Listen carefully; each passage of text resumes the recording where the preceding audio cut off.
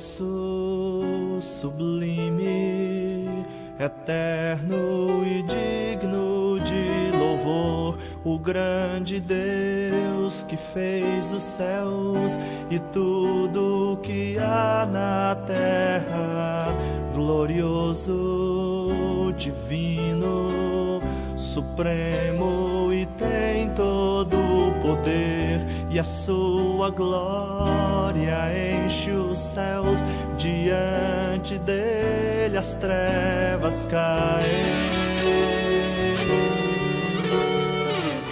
É Rei dos reis eternamente, a sua força é nossa força, o seu amor e a sua graça ultrapassam a razão.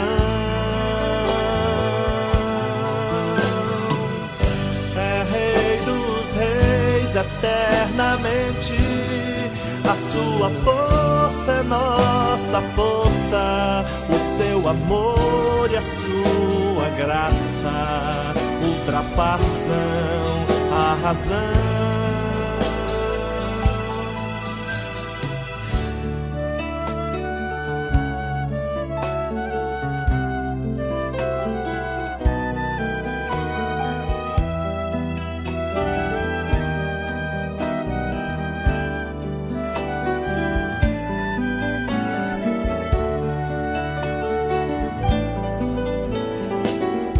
Excelso, sublime, eterno e digno de louvor, o grande Deus que fez os céus e tudo que há na terra, glorioso, divino, supremo e tem todo o poder, e a sua glória enche os céus, diante dele as trevas caem.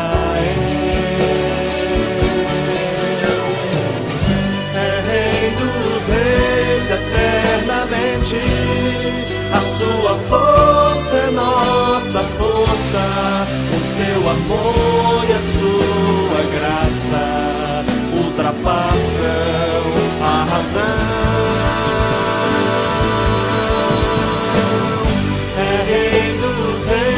Eternamente, a sua força é nossa força, o seu amor e a sua graça ultrapassam a razão. É Rei dos reis eternamente, a sua força é nossa força, o seu amor e a sua graça ultrapassam a razão.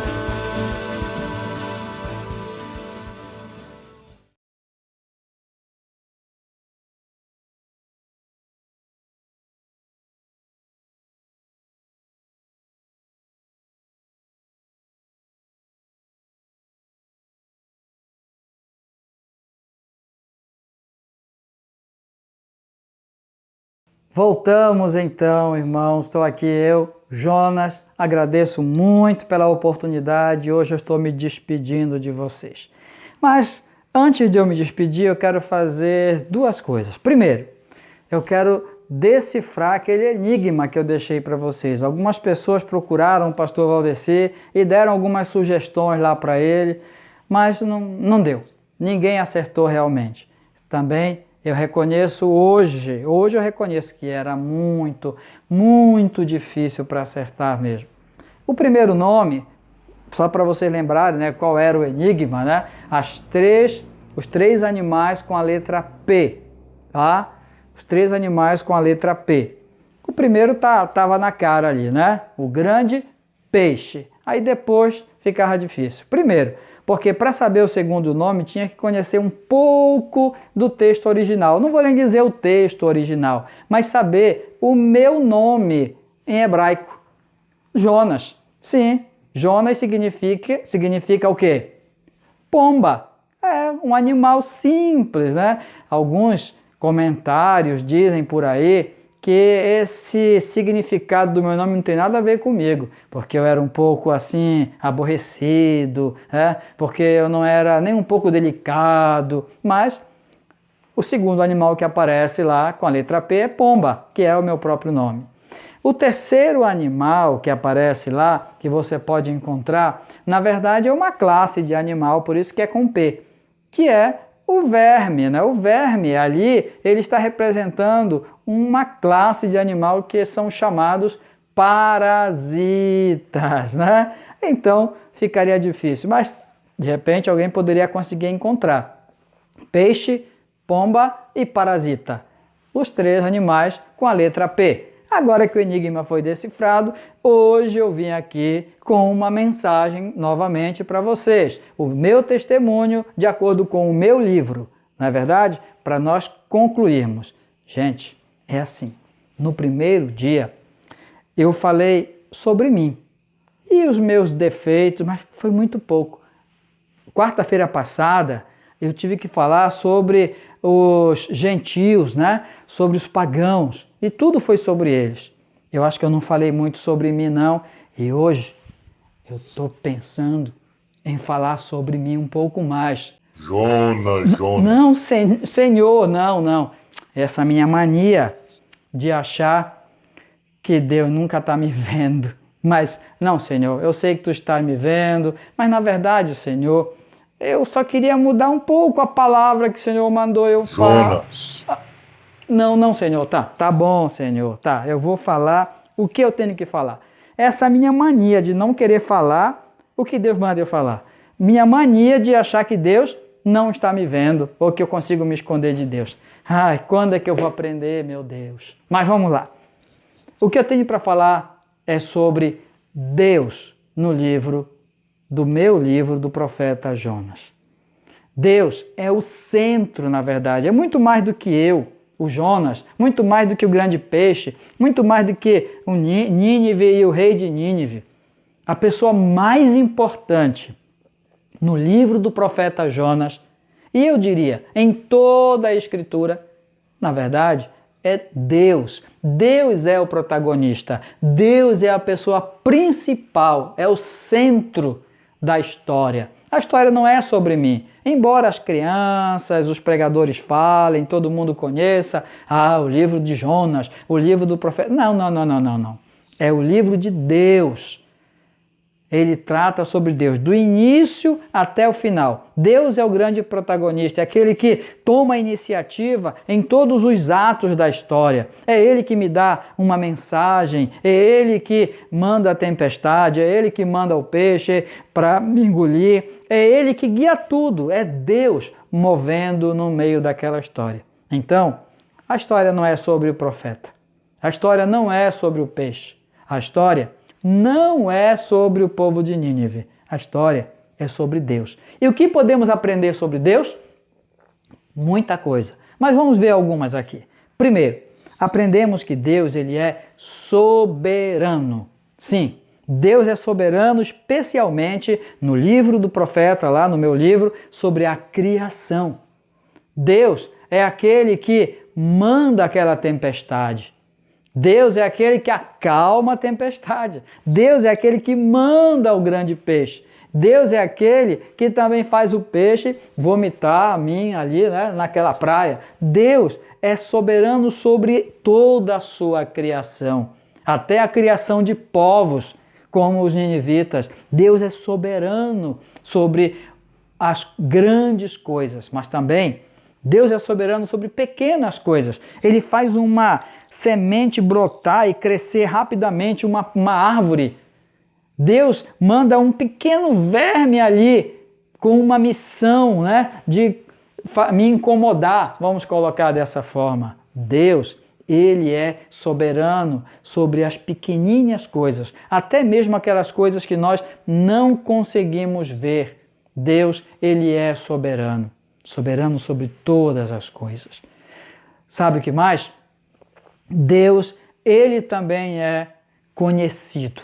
Sim, Deus é conhecido e o livro do profeta, o meu livro ali, ele é um livro que ele revela a Deus. Na verdade, Toda a Escritura ela serve para revelar, para mostrar quem é Deus, para que você conheça a Deus, para que nós conhecemos a Deus. E Deus, ele se torna conhecido, sabe, não tem barreira. As fronteiras, as culturas, aonde o Evangelho chegar, Deus ele é reconhecido. Quando Deus disse, vai lá até Nínive, talvez eu tivesse uma dúvida ou nenhuma, porque eu sabia que aquele povo poderia se arrepender, mas eles ouviram uma vez a palavra e eles reconheceram Deus. E ali tinha criança, tinha adolescente, tinha idosos, tinha até o rei, e todos ali puderam conhecer a história de Jonas, que não é de Jonas, é de Deus, no livro de Jonas. Essa história é para mostrar que Deus ele é conhecido em todo lugar. A Bíblia diz, o Salmo já fala, que no Salmo 19, os céus proclamam a glória de Deus, o firmamento anuncia. Ou seja, todos os povos no mundo inteiro têm um conhecimento da existência de Deus. Agora é verdade, para ser salvo, somente através do anúncio de quem era esse Deus. Porque muitas pessoas procuram, sabem que existe um Deus, mas não o encontram. Então, Deus ele é conhecido através da história no livro do profeta, no meu livro do profeta Jonas. Além do fato de que Deus é soberano, que ele é conhecido, o livro também mostra que Deus é santo. Sim, santo em um significado que nós muitas vezes não conseguimos nem entender. Nós só entendemos a santidade de Deus pelo contraste, olhando para o pecado, olhando para o pecador.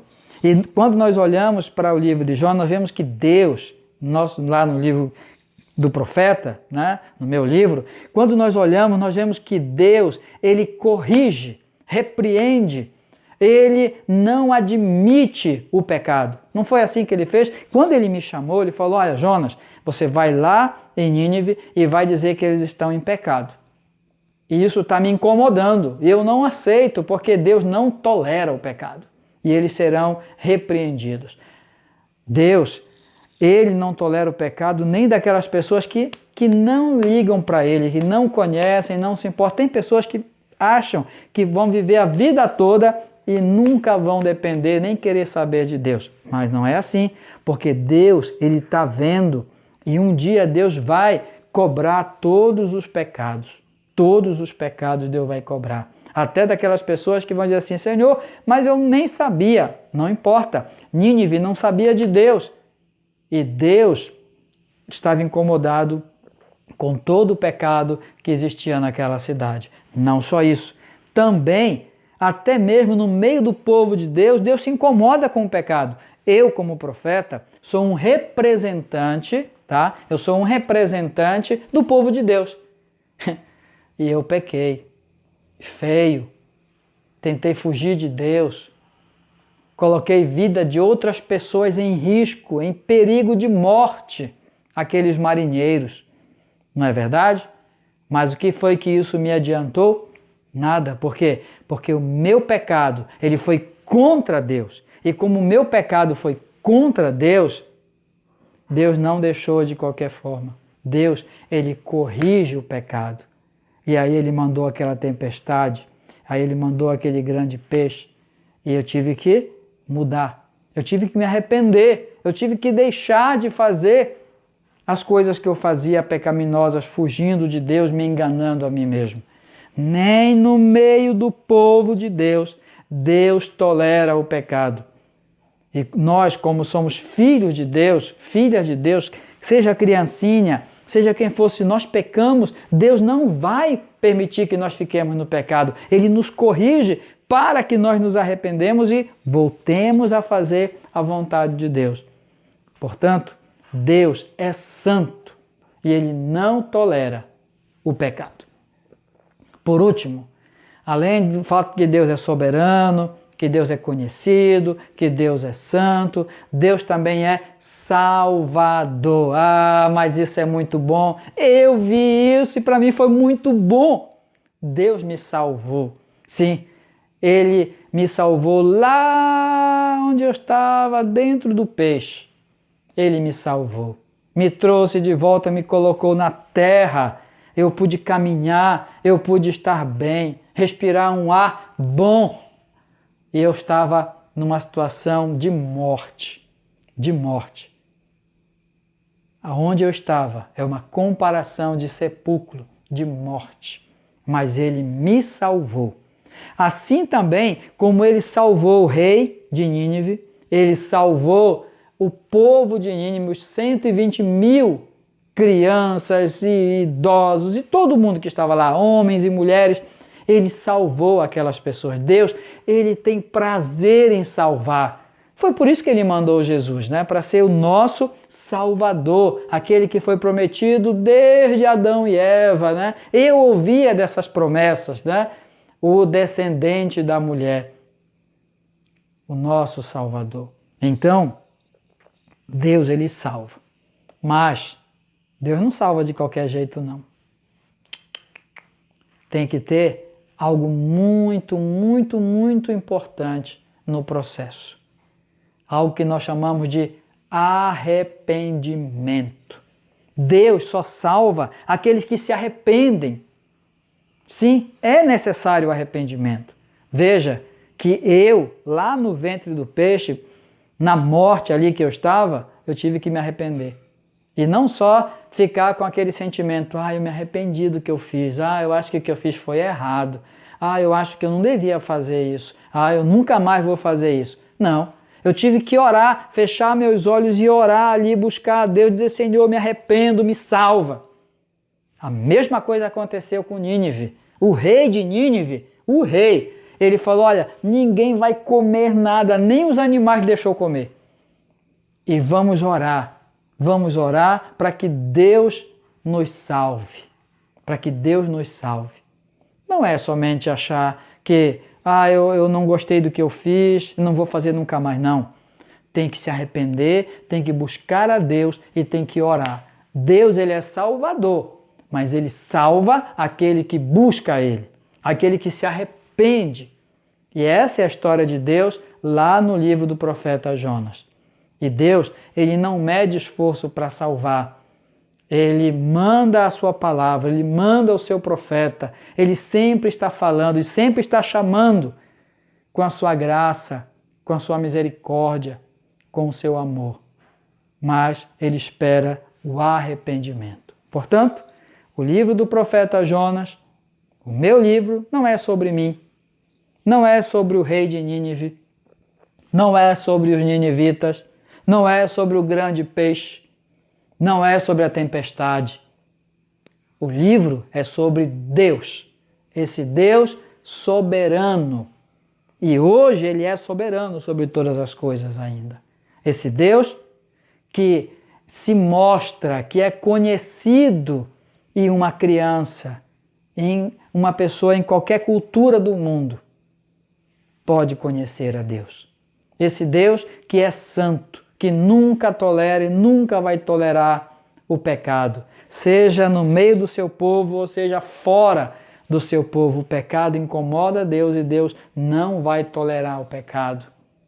Esse Deus que é salvador, que alcança aqueles que estão para morrer lá no ventre do peixe, ou a quantidade de pessoas que forem como era o povo de Nínive, mas só com arrependimento e busca de Deus em oração. Essa é a palavra final que eu deixo para vocês, do profeta Jonas, para vocês. Família Cristo é Vida, Igreja Cristo é Vida, culto da família. Que Deus abençoe vocês e já vou ficar com um pouco de saudade. Vou sentir a falta de vocês nas quartas-feiras. Quem sabe, em algum momento por aí a gente não se encontra, tá? Então, que Deus abençoe todos vocês. Amém e amém. Agradeço ao Jonas, obrigado pelo seu testemunho essas três quartas-feiras, né? Nos despedimos dele, esperando que qualquer dia desse a gente encontre ele no nosso meio, talvez em um retiro da igreja, né? Quem sabe ele não aparece. Bem, Hoje, fechando o que nós ouvimos no testemunho de Jonas, que ele falou sobre essa centralidade de Deus, eu quero concluir com uma aplicação em cima de um versículo em Deuteronômio, capítulo 10, versículo 12, tá? Então veja bem esse texto, Deuteronômio, capítulo 10, versículo 12. Diz assim: Agora, pois, ó Israel, que é que o Senhor requer de ti? Não é que o temas o Senhor, teu Deus, e andes em todos os seus caminhos, e o ames, e sirva ao Senhor, teu Deus, de todo o teu coração, de toda a tua alma? E aí segue. Mas o que eu quero destacar aqui é esse Deus que Jonas falou, esse Deus que é o protagonista da história, não só de Jonas, mas da humanidade, esse Deus soberano que deve ser conhecido em todas as nações e por qualquer pessoa, independente da sua idade ou sua cultura. Esse Deus santo, zeloso pelo seu nome, zeloso contra o pecado. Esse Deus salvador dos arrependidos e dos contritos. Esse Deus, ele espera, sim, uma atitude de nós. E como diz nesse texto, Moisés falando para o povo de Israel, e hoje aplicando nas nossas vidas, o que é que Deus quer de cada um de nós? Deus quer que nós o temamos, que nós tenhamos um profundo respeito, uma profunda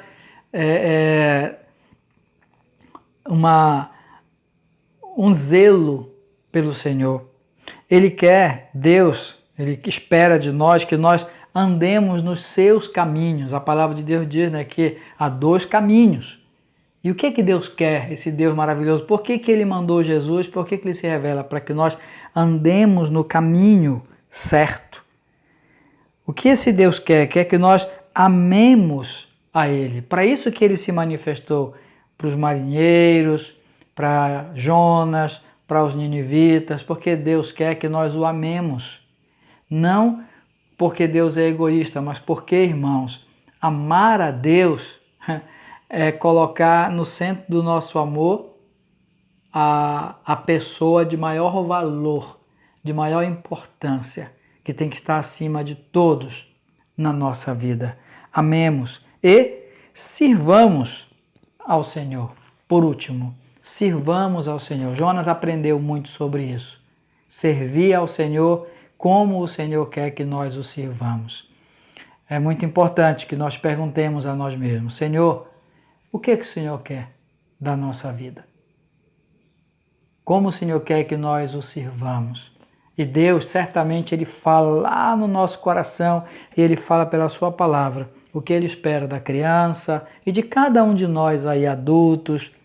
Deus diz o que Ele quer da nossa vida. Vamos orar, encerrando o nosso culto da família, orando, agradecendo esta palavra, e ainda no final, depois da oração, eu só tenho uma informação para passar para as famílias. Vamos orar. Obrigado, Senhor, porque sendo soberano sobre todas as coisas, grandes e pequenas, nesses dias que nós, ó Deus, temos passado apertos e tristeza e apreensão por conta do coronavírus, algo que nós nem vemos, invisível, mas o Senhor está no controle, nós cremos assim. Obrigado por ser o Deus soberano. Obrigado, Senhor, pelo teu zelo, porque o Senhor é um Deus santo e o Senhor nos chama à santificação, porque o Senhor quer se relacionar conosco. Purifica os corações, Senhor. Perdoa os pecados daqueles que se arrependem genuinamente. Ó Deus, seja uma criança, um jovem, um homem, uma mulher, Pai querido, todos nós. Porque muitas vezes, mesmo sendo povo do Senhor, podemos fazer como Jonas, que desobedece, que não faz o que o Senhor quer. Perdoa-nos, Pai. E ajuda-nos a caminharmos no teu caminho, amando ao Senhor de todo o nosso coração, Pai querido. Ajuda-nos assim. E quando estamos em grandes perigos, perigos de morte, como Jonas lá no ventre do peixe, salva-nos, Senhor. Salva, Senhor, a criança, o adolescente, meu Deus, dos perigos, os jovens, Senhor, os casais, as famílias. Salva-nos, Senhor. Tu és o nosso Salvador. Salva a nossa vida do mal. Salva, ó Deus, aqueles que estão em perigo eterno, para que sejam teus para sempre. Muito obrigado por esta palavra e abençoa-nos. Em nome de Jesus. Amém. Quero, então, só deixar o aviso, tá? Domingo de manhã, às 9 horas, a nossa EBD. A partir das 18, se Deus quiser, tivemos uma dificuldade nessa semana agora, para o culto de missões, mas na segunda-feira, né, nós então podemos ter o nosso vídeo. E domingo, se Deus quiser, estaremos com o nosso programa normal. Agora, na outra semana, que Jonas já não vai estar conosco, né, o culto não vai ser quarta-feira, vamos ter a semana de oração. Então aguarde lá no grupo do WhatsApp, nós vamos anunciar como vai acontecer. Então será de segunda a sexta-feira, todas as noites nós teremos culto de oração aí na sua casa, através dos nossos vídeos, através das nossas mídias, nós vamos chegar até você, tá bom? Então preparem-se e juntos vamos continuar caminhando, crescendo, servindo, amando esse Deus maravilhoso e aguardando que logo, logo nós vamos estar com o nosso programa da Semana de Oração. Que Deus guarde, que Deus abençoe todas as nossas famílias. Uma boa quarta-feira que está terminando e resto de semana e até domingo, se Deus quiser. Amém.